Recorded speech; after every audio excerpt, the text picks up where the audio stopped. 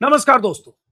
अयोध्या के वकीलों ने आज राम मंदिर में चंदा चोरी करने वाले गिरोह के खिलाफ मोर्चा निकाला, प्रदर्शन किया, राम जन्मभूमि थाने तक गए, 3 पन्ने की तहरीर दी, शिकायत दी और मांग की कि राम मंदिर ट्रस्ट के महासचिव चंपत राय, अनिल मिश्रा और गोपाल राव के खिलाफ एफआईआर दर्ज की जाए।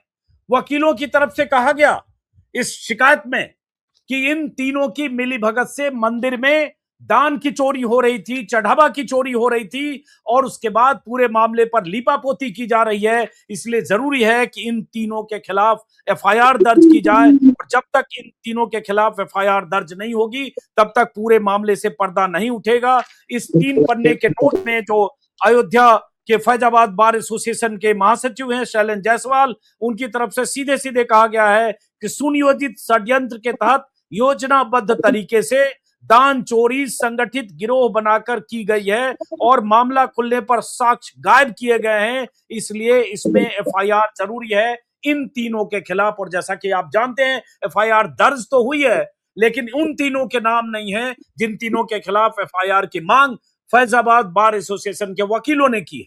ये वही वकील हैं जिन्होंने 3 दिन पहले चेतावनी दी थी कि अगर 3 दिन के भीतर ट्रस्ट के इन 3 चेहरों के खिलाफ एफआईआर दर्ज नहीं हुई तो हम अयोध्या में कार्रवाई करेंगे, उनकी एंट्री बंद करेंगे, विरोध करेंगे। स्क्रीन पर जो तस्वीरें देख रहे हैं ये उन वकीलों की है जो अयोध्या में प्रदर्शन करते हुए, नारेबाजी करते हुए थाना राम जन्मभूमि तक गए शिकायत देने के लिए। दो खास शिकायत और तहरीर देने के लिए दो खास मेहमान हमारे साथ हैं। फैजाबाद बार एसोसिएशन के चेहरे एक शैलेंद्र जायसवाल जिनकी ये 3 पन्ने की अर्जी है, शिकायत है, तहरीर है, और दूसरे खास मेहमान है हमारे साथ एडवोकेट राज कपूर सिंह। राज कपूर सिंह का एक बयान वायरल हुआ था 3 दिन पहले जब उन्होंने कहा था कि ये 3 शख्स चंपत राय अगर 3 दिन के भीतर इन्होंने अयोध्या नहीं छोड़ा या इन्हें जेल नहीं भेजा गया तो हम सब लोग अयोध्या में प्रदर्शन करेंगे। और वही सब आज हुआ है। जाहिर है उनके खिलाफ कोई एक्शन कार्रवाई नहीं हुई। तो सबसे पहले राज कपूर साहब आपसे ही, आप लोग गए, थाने तक गए, तस्वीरें हम देख रहे हैं। हालांकि 1 मिनट रुकिएगा, मैं चाहता हूं ये तस्वीर अगर ऑडियो हम सुना सकें जो प्रदर्शनकारी एडवोकेट थे।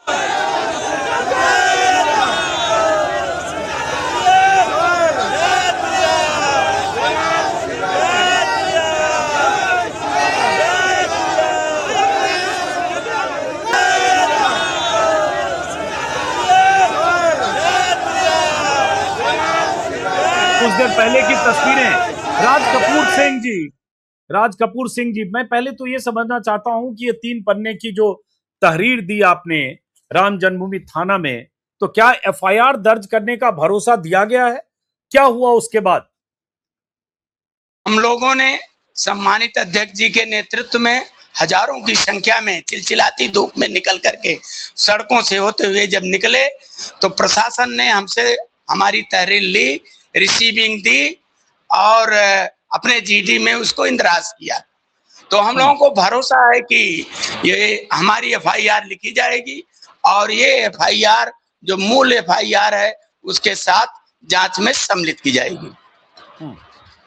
तो किसने भरोसा दिया? आपको लगता है कि एफआईआर इन 3 के खिलाफ होगी? क्योंकि इसमें तो बहुत संगीन आरोप आपने सीधे लगाए हैं और वो आरोप जो देश देख रहा है, लेकिन उसके बाद भी इन तीनों के खिलाफ किसी तरह की कार्रवाई का कोई भरोसा तो दिया नहीं गया है। एफआईआर में इनके नाम नहीं है। अब आप चाहते चंपत राय, अनिल मिश्रा और गोपाल राव के खिलाफ एफआईआर हो, तो आपकी इस अर्जी का कोई असर होगा, आपको लग रहा है? बिल्कुल बिल्कुल असर होगा। माननीय मुख्यमंत्री जी निश्चित रूप से इस पर एक्शन लेंगे और इन लोगों के खिलाफ एफआईआर होगा और इन्हें जेल जाना पड़ेगा। इसमें तय है। अधिवक्ताओं ने जिस तरह से आज अध्यक्ष जी के नेतृत्व में चिलचिलाती धूप में, आप समझ लीजिए कि 1 मिनट आप बाहर नहीं खड़े हो सकते, लेकिन पैदल मार्च किया और प्रशासन ने आकर के हमारा प्रार्थना पत्र लिया और उसको जो है जीडी में इंदराज किया। तो निश्चित रूप से इस पर कार्रवाई होगी, समय थोड़ा सा लगेगा। शैलेंद्र जायसवाल भी हमारे साथ जुड़ गए हैं जो महासचिव है जिन्होंने ये अर्जी 3 पन्ने की दी है राम जन्मभूमि थाना को शैलेंद्र जायसवाल साहब, आपसे जानना चाहता हूं, आपने जो इसमें आरोप लगाए वो मैंने पढ़ लिए। आपने कहा राम जन्मभूमि तीर्थ क्षेत्र ट्रस्ट के महासचिव चंपत राय, अनिल मिश्रा और जो गणना प्रमुख हैं, धन गणना प्रमुख हैं, और उस तरह से लोगों पर आपने उनकी संलिप्तता का जिक्र किया, गोपाल राव, और इन सब के लिए आपने कहा कि ये चंदा और दान धन चोरी के एक तरह से जिम्मेदार हैं। ये सब आपने कहा। मैं सुनना चाहूंगा आपसे, चूंकि आप अयोध्या के हैं, राम भक्त भी होंगे, आप सब लोगों ने भी चंदा हो सकता दिया होगा राम मंदिर निर्माण के वक्त। क्या लग रहा है, किस तरह से पूरा मामला हुआ और क्या अब आप लोग चाहते हैं? और जो आपने एफआईआर को लेकर अर्जी दिया, लगता है कि इनके खिलाफ एफआईआर हो पाएगी आपके इस तरह से विरोध प्रदर्शन और ये 3 पन्ने की अर्जी देने से? शैलेंद्र जायसवाल साहब ने अपने अधिवक्ता संघ थाना राम जन्मभूमि में आज दिया है। उस तहरीर को थाने पे जो थाना इंचार्ज थे उन्होंने लिया और एक पीली पर्ची वहां कटती है, आजकल हमारे यूपी में पीली पर्ची कटती है जन सुनवाई की, वो पीली पर्ची भी उन्होंने दिया हमको, जन सुनवाई की पर्ची दिया।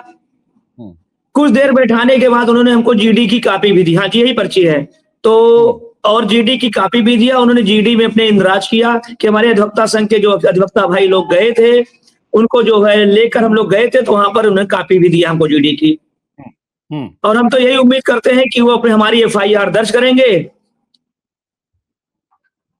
नहीं, लेकिन आपने जो आरोप लगाया, चूंकि मैं तो इसलिए आपसे जानना भी चाहूंगा, देश जानना चाहेगा, चूंकि आप लोग फैजाबाद बार एसोसिएशन के आप तो पदाधिकारी हैं, महासचिव हैं, तो आपके मुख्य आरोप क्या क्या हैं और जो आरोप हैं उसकी बुनियाद क्या है, जरा दर्शक सुनना चाहेगा। और क्यों लग रहा है कि लोगों को बचाया जा रहा है, और क्यों आपको प्रदर्शन करके ये एफआईआर के लिए ऐसी अर्जी देनी पड़ी? पहले दिन से, जिस दिन से मतलब 5 तारीख को एक घटना की खुलासा हुई है, उसकी कोई एफआईआर नहीं दर्ज होती है। पहले तो जो इसके चंपत राय वगैरह जो भी लोग थे इनके खिलाफ एफआईआर दर्ज नहीं किया, पहले तो माल बरामद किया जाता है। हमारे ख्याल से भारतीय संविधान में ऐसा कोई मामला नहीं है कि पहले माल बरामद हो उसके बाद एफआईआर दर्ज हो। 5 तारीख की घटना की एफआईआर 26 तारीख को हुआ है। इससे लग रहा है कि पूरा दाल में काला है, और जो भी एफआईआर हो रहा है उनके ड्राइवर के ऊपर हो रहा है, उनके नौकर के ऊपर हो रहा है। यहां तक आप एफआईआर में देखें, जो पहली एफआईआर पुलिस द्वारा की गई है उसमें किसी का पिता का नाम नहीं है, पिता का नाम नहीं है। इनके कर्मचारी हैं, इन्होंने कोई वेरिफिकेशन नहीं कराया, उनके पिता का नाम नहीं रखा, कुछ नहीं रखे। इस तरह एफआईआर पूरी तरह से केवल मुलजिमान को बचाने के लिए, और जो छोटे कर्मचारी उनको फंसा दिया गया। जो व्यक्ति जिम्मेदार है उसके ऊपर कोई एफआईआर नहीं की जाती है, जबकि चंपत राय, अनिल मिश्रा, गोपाल राव ये सब वहां के जिम्मेदार व्यक्ति थे। इनके बिना संरक्षण से ऐसी बातें नहीं हो सकती थी, तो ये लोग जिम्मेदार व्यक्ति हैं। अगर हमारी एफआईआर थाने में दर्ज हो जाती है, हम लोग उनको एविडेंस देंगे। हमारे पास बहुत सारे एविडेंस है, जो मैंने तहरीर में अपनी बातें लिखी, हमारे अधिवक्ता संघ के द्वारा लिखा गया है, उसके सारे एविडेंस हमारे अधिवक्ता संघ के पास उपलब्ध है। नहीं, क्या एविडेंस है? जैसे आपने इस 3 पन्ने की तहरीर में आपने जैसे लिखा कि गोपाल राव उर्फ गोपाल जी अपने करीबी व्यक्ति के माध्यम से हर हफ्ते चोरी के रुपयों से भरी बोरी अज्ञात स्थान पर स्थानांतरित करते थे, ये आपने लिखा है। तो इसका सबूत है, आप जब इतनी बड़ी बात आप लिख रहे हैं, और साथ में आपने जिक्र किया है कि चंपत राय ने कैसे 10 लाख रुपए की बरामदगी की, तो गोबर में जो छिपे थे, चलिए वो बरामदगी की तो खबर है, लेकिन ये जो लिख रहे हैं इसके क्या सबूत हैं, और आपके पास क्या सबूत हैं जिसका जिक्र आप कर रहे हैं? ये सबूत हमारे पास नहीं, हमारे अधिवक्ता संघ के पास है, 4000 वकीलों के पास है, और हमारी एफआईआर दर्ज होती है। तो इसकी बात हम विवेचना के लिए, जब विवेचना विवेचक आएंगे उनको उपलब्ध भी कराएंगे। हमारी मांग है कि मामला सीबीआई से जांच हो, तब बहुत अच्छा होगा, तो पूरी जांच हम लोग काफी उपलब्ध कराएंगे। जो भी सबूत है उसको हम इस समय टीवी पर नहीं दिखा सकते हैं, क्योंकि जो सबूत के साथ भी छेड़छाड़ हो जाएगा, पूरी उम्मीद है। तो हम लोग अपने इसको जो है सबूत विवेचक को देंगे। लेकिन शैलेंद्र जी, आपको लगता है कि आपकी ये अर्जी देने से या ऐसे वकील जो विरोध प्रदर्शन आप लोगों ने किया उससे एफआईआर दर्ज हो जाएगी चंपत राय, अनिल मिश्रा के खिलाफ? देखिए, हम लोग अपना काम कर रहे हैं, विधि तरीके से कर रहे हैं। एफआईआर दर्ज करना न करना थाने के काम है, और थाना नहीं करेगा उसके आगे भी बहुत सारे रास्ते हम लोग के पास हैं। अगर उन्हें जीडी पे एंट्री किया है तो जाहिर सी बात उनको एफआईआर दर्ज करना चाहिए, नहीं करेंगे तो आगे भी बहुत सारे रास्ते हम लोग के पास उपलब्ध हैं। नहीं, वही मैं समझना चाहता हूं, चूंकि आप एडवोकेट हैं, लीगल मसले के एक्सपर्ट हैं, तो अगर थाने ने नहीं सुनी और आपकी शिकायत को एफआईआर में तब्दील नहीं किया, तो फिर आपके पास क्या विकल्प है? सीधे आप अदालत में जा सकते हैं तो हाँ, या और क्या लीगल प्रक्रिया, जी हाँ, इसकी लीगल प्रक्रिया, अगर थाने में एफआईआर नहीं दर्ज होता है तो हम एसएसपी साहब को रजिस्टर्ड डाक से एक कॉपी भेजेंगे एफआईआर दर्ज करने के बाद। उसके बाद एफआईआर नहीं दर्ज की जाती है तो जो है उसके बाद 15 दिन के बाद न्यायालय में 173(4) बीएनएस के धारा में एफआईआर दर्ज करने के लिए आवेदन करेंगे और न्यायालय से हम प्रार्थना करेंगे कि साहब हमारी एफआईआर इस तरह से दर्ज की जाए, क्योंकि हम लोग की भावनाएं बहुत हाथ हुई। हम अयोध्या वासी हैं, हम लोगों ने चंदा दिया है, मंदिर दर्शन करने जाते हैं। हमारे अधिवक्ता साथी के द्वारा ही मुकदमा करने के बाद ही इस राम मंदिर का ताला खुला था। अधिवक्ता भाई ने हमारे यहाँ पर जब धरना प्रदर्शन किया तो उनको दर्शन कराया गया और कार सेवा भी सारे अधिवक्ता भाई ने मिलकर किया था। तो हम लोग मंदिर से बराबर जुड़े हुए, मंदिर के आंदोलन में हमारे अधिवक्ता संघ बराबर कंधे से कंधा मिलाकर साथ दे रहा है। तो अगर इस तरह से यहाँ पर चंदा की बंदर बाट की जाएगा, चोरी की जाएगा, तो ये कतई बर्दाश्त नहीं है। हमारा अधिवक्ता संघ जागरूक है और हम लोग जो है इसके लिए अपना जितना भी विरोध हो पाएगा, जिस स्तर पर होगा सारे स्तर पर करेंगे और निष्पक्ष विवेचना के लिए सीबीआई से भी मांग करेंगे। सीबीआई जांच प्रधानमंत्री जी से करेंगे, राष्ट्रपति जी से करेंगे और जो भी लीगल फोरम होंगे वहां अपनी बात हम उठाएंगे। ये बात बताइए शैलेंद्र जायसवाल साहब, भाई सरकार की तरफ से कहा जाएगा कि पुलिस जांच कर रही है, एसआईटी गठित है, उसमें आईजी, कमिश्नर और स्पेशल सेक्रेटरी रैंक के अफसर हैं, फिर 15 दिन की मियाद भी बढ़ाएंगे एसआईटी जांच की। एफआईआर जो हो ही गई है, 8 लोग जेल चले गए, तो फिर क्या ऐसी कमी दिखती है, खामी दिखती है जांच में, जिसके लिए आपको लगता है एफआईआर इन तीनों के खिलाफ दर्ज हुए बगैर दूध का दूध पानी का पानी नहीं होगा? 5 तारीख को माल बरामद किया जाता है। आपको फिर बता रहा हूं कि कोई भी एफआईआर दर्ज करने के पहले कैसे कोई माल चोरी का बरामद किया गया। एसआईटी जांच हुई, उस पर कोई खुलासा नहीं हुआ। ये जो यूपी पुलिस हमारी है, ये सरकार के अंदर में है और ये सरकार के पूरी तरह दबाव में है और ये दबाव में एफआईआर दर्ज नहीं की, और जो भी एफआईआर दर्ज किए इतने मामूली धर्म नौकर चाकर खिलाफ दर्ज करके किनारे कर लिया और उसमें उनको लाभ पहुंचाने के लिए सारी गणित बैठाई जा रही है कि किसी को लाभ पहुंचाया जाए जो नाम लिखाए गए हैं। तो हमारा तो यही मांग है कि इनके ऊपर जो हमने तहरीर दिया उस तहरीर पे एफआईआर दर्ज करें, इसकी जांच सीबीआई से कराई जाए। राज कपूर सिंह साहब, आप बताएं, चूंकि आप बहुत मुखर होकर उस दिन 3 दिन पहले आपका वीडियो वायरल हुआ जिसमें आप बहुत एग्रेशन के साथ आपने कहा कि अगर 3 दिन के भीतर चंपत राय ने अयोध्या नहीं छोड़ा तो अयोध्या को जाम कर देंगे या जेल नहीं गए तो अब 3 दिन तो हो गए, चंपत राय वहीं टिके हैं, भले उनका इस्तीफा हो गया लेकिन कहा जा रहा है अभी भी उनका दखल बरकरार है। अब फैजाबाद के वकीलों का नेक्स्ट कोर्स ऑफ एक्शन क्या होगा? बिल्कुल बिल्कुल, 3 दिन का बहुत ही बड़ा महत्व है। बिना न मानत जलद जड़ गए 3 दिन भी। ऐसी परिस्थितियों में हम अपने संघ के एक सिपाही हैं, छोटे से, बहुत छोटे से सिपाही हैं। हमारा संघ, हमारे अध्यक्ष जो निर्णय लेंगे, ये हमने अपनी बात कही थी संघ में कि ऐसा होना चाहिए, ये तभी ये मामला जो है वो उजागर होगा और उसका रिजल्ट पूरा देश देख रहा है। निश्चित रूप से धैर्य रखिए और ये लोग निश्चित रूप से जेल जाएंगे, कहीं से दो राय नहीं है। इनको अपने करनी की सजा भुगतनी पड़ेगी। थोड़ा सा समय लगेगा और हमारे अध्यक्ष जी चुप बैठने वाले नहीं हैं। समय आने दीजिए, समय का इंतजार करिए। एक प्रोसेस है।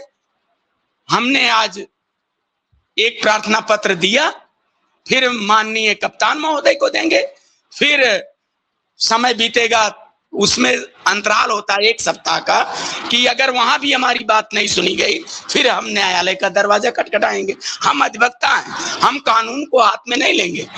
हम हमेशा जो है अपने आराध्य के लिए, अपने मर्यादा पुरुषोत्तम भगवान के लिए, क्योंकि अब बात आएगी, आप प्रश्न करेंगे संविधान सर्वोपरि है, लेकिन आप जरा ये कल्पना करें कि अयोध्या में हम बैठे हैं, हमारे पुरखे, हमारे पूर्वज, हमारे पिताजी कितनी बड़ी कार सेवा की है। गांव में पूरा लंगर चलता था, लोग बैठते थे, बरामदे में सोते थे, फिर उनको चुपके से रात में पहुंचाया जाता था कार सेवा के लिए। मैं स्वयं गया था उस समय जबकि ये घटना है। तो हम लोगों ने राम के लिए सब कुछ अपना कुर्बान किया है। और ऐसे भगवान राम के लिए जब हमारे मर्यादा पुरुषोत्तम का मंदिर विश्व का नंबर 1 का मंदिर बन के तैयार हो गया, तो एक कलंक लगना था। अब उस कलंक को धोना पड़ेगा, क्योंकि हम ही से सवाल किया जाता है। सर, जब हम बाहर जाते हैं, जब हमारे सांसद जी हारे और अवधेश प्रसाद जी माननीय सांसद जी जीते, तो हमसे प्रश्न किया जाता था, मथुरा में, काशी में या बॉम्बे में, गुजरात में, जहां भी हम जाते थे, हमसे प्रश्न किया जाता था, अरे भैया आप लोग भगवान राम के नहीं हुए? तो भगवान राम के यहाँ का दुख दर्द तो आके आप देखें। आप वहां दिल्ली में बैठे हैं, भेज दिए, यहाँ जरा देखें ना परिस्थितियां, क्या परिस्थितियां हैं। अरे यही पैसा जो भगवान राम के नाम पर लोगों ने अपनी तिजोरियां खोल दी, 1-1 करोड़ रुपया जमीन बेच करके दे दिया, चांदी की शिलाएं दे दी, सोने के मुकुट दिए, सोने का सिंहासन दिया, बहुत सारे सामान दिए। तो उन सामानों को अगर ये एक लिस्ट बना करके उसको रखे होते, अयोध्या के विकास में लगाए होते, तो हम लोग खुश होते। जो बाहर से आते हैं लोग अयोध्या के नाम पर, उनको तमाम सुविधाएं दी जाती, तो वो भी जाकर के बखान करते कि हाँ हम अयोध्यापुरी में गए थे और वहां लोग किस तरह से व्यवहार रखते हैं और किस तरह से। क्योंकि हम जब अयोध्या से बाहर जाते हैं तो मेरा चरणोदक लेना चाहते हैं लोग, मेरे चरणों की धूल लेना चाहते हैं। आप अयोध्या से आए हैं, इसमें अयोध्या को बदनाम करने वाले कौन लोग हैं? इस धन को लूटने वाले लोग कौन हैं? नहीं, लोग कौन है? आप बताइए कौन लोग हैं भाई? चंपत राय, अनिल मिश्रा, गोपाल राव, 3 मुख्य ट्रस्टी हैं, मतलब जो 3 खास लोग हैं जिनकी जिम्मेदारी कही जा रही है। हालांकि सबसे अहम उसमें चंपत राय, लेकिन क्या जैसे चंपत राय के समर्थक ये करें, चंपत राय तो सादा जीवन, उच्च विचार वाले आदमी थे, संत हैं, तपस्वी हैं, 2-3 कमरे में रहते हैं, हवाई चप्पल पहनते हैं, कुर्ता पहनते हैं, वो तो बेचारे भले मानुस हैं, भले आदमी हैं। ये तो चोर जो बाकी लोग थे। लेकिन क्या आप इस पर यकीन किया जा सकता है कि चंपत राय की बिना जानकारी के, बिना रजामंदी के, बिना निगरानी में चूक के ये सब हो रहा था? सर, मैं एक चीज आपको बताना चाहता हूं। ईस्ट इंडिया कंपनी भारत में आई व्यापार करने के लिए, लेकिन उसके कर्मचारी जब वहां पैसा भेजने लगे भारत से लूट के, तो पड़ोसी से बड़ा मकान उनका बन गया।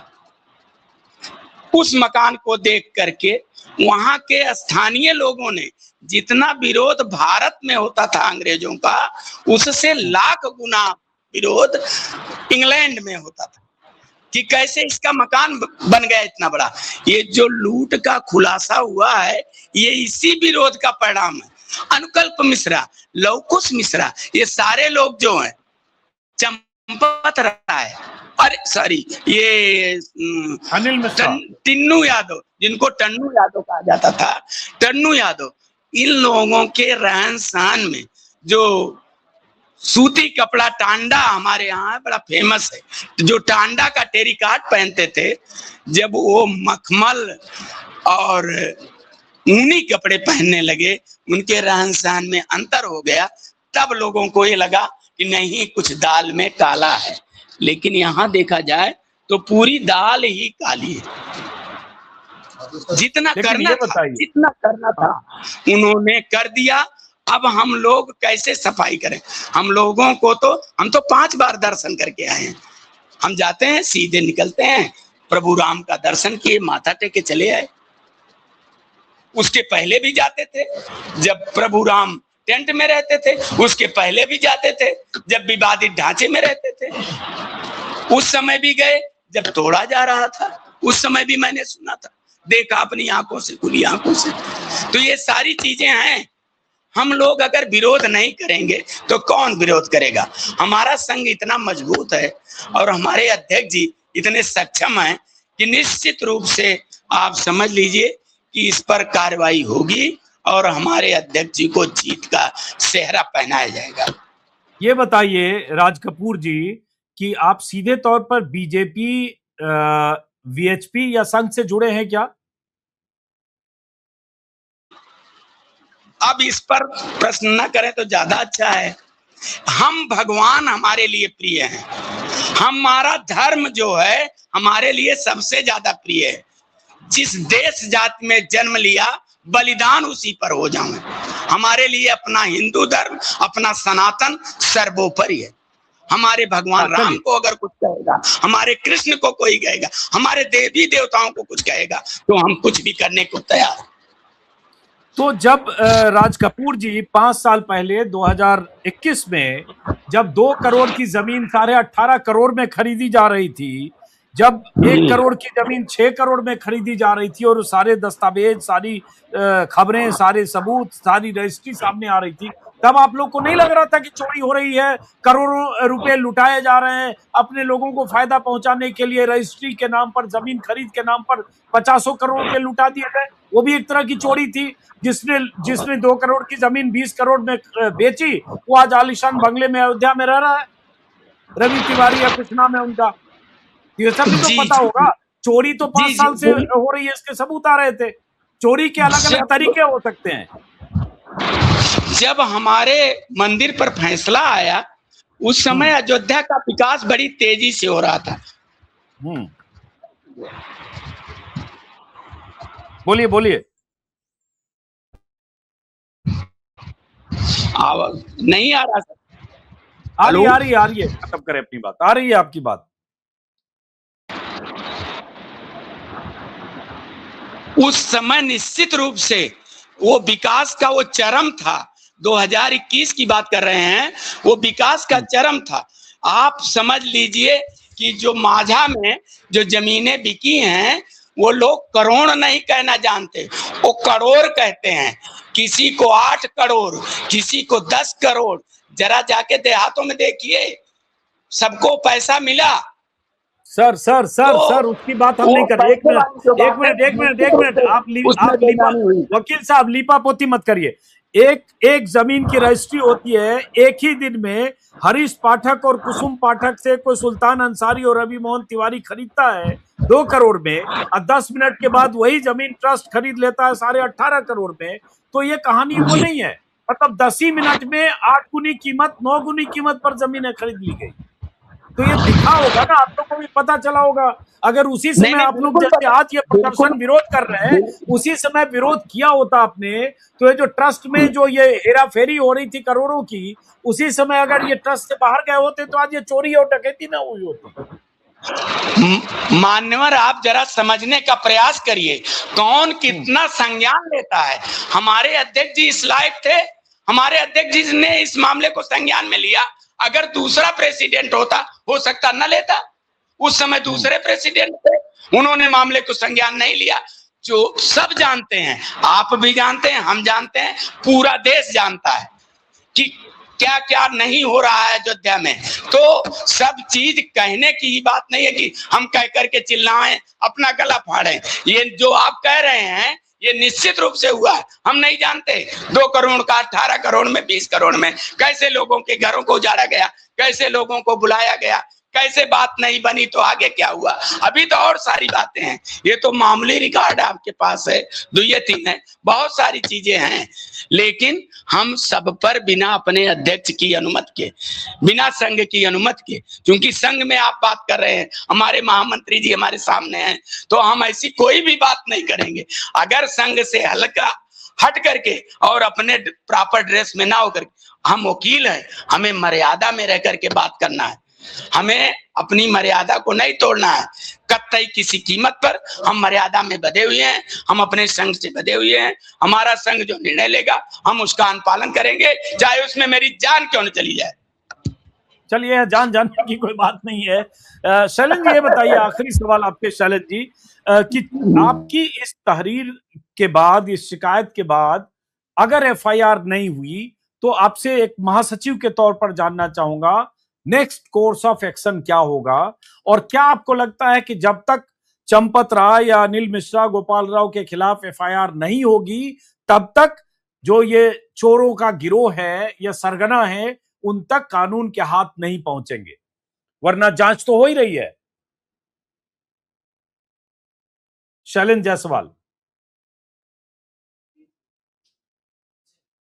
मेरे ख्याल से, चलिए, शैलेंद्र जायसवाल बार एसोसिएशन के महासचिव हैं, उनकी तरफ से ही ये 3 पन्ने की शिकायत दी गई है, उनका कनेक्शन कट गया। आखिरी सवाल मैं इनसे राज कपूर साहब से पूछ लेता हूं। राज कपूर जी, ये बताइए, विषय से भटकते हुए, राज कपूर नाम आपका जो रखा गया था वो पृथ्वीराज कपूर के बेटे राज कपूर के नाम से प्रभावित होकर रखा गया था? बिल्कुल बिल्कुल, हमारी बुआ जी बॉम्बे में रहती थी और जब घर में परिवार में कोई बच्चा होता था तो वहां से वो चिट्ठी भेज।